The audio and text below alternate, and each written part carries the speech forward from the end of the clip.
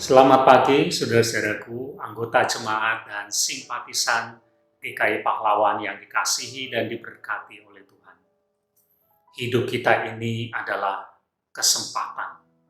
Kesempatan untuk kita isi dengan kehidupan yang berkenan kepada Tuhan.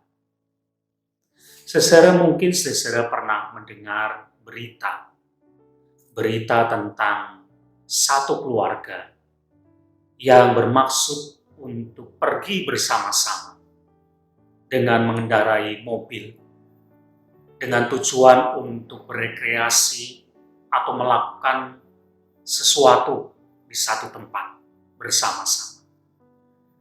Tetapi kemudian mereka mengalami kecelakaan. Mobil yang mereka tumpangi mengalami kecelakaan dan kemudian seluruh anggota keluarga itu meninggal. Mungkin kita pernah mendengar berita seperti ini. Saudara, hal ini sebetulnya bukan hanya sekali dua kali terjadi. Nah, dari apa yang terjadi ini, saudara? Apa pelajaran yang bisa kita petik untuk kehidupan kita di masa yang akan datang?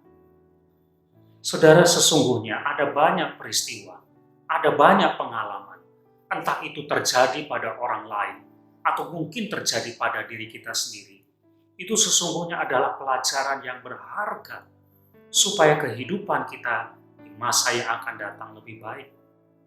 Salah satu pelajaran berharga yang bisa kita petik adalah bahwa kita tidak pernah tahu apa yang akan terjadi di masa depan.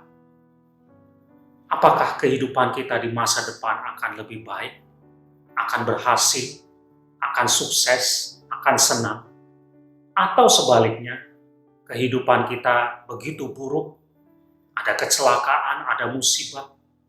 Yang jelas, saudara, kita tidak pernah tahu apa yang akan terjadi nanti dalam hidup kita.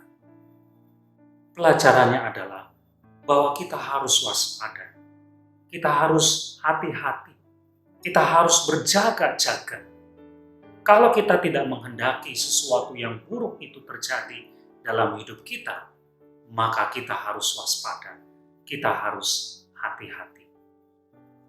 Saudara, firman Tuhan yang tertulis dalam Yesaya 55 ayat yang ke-6 mengatakan demikian.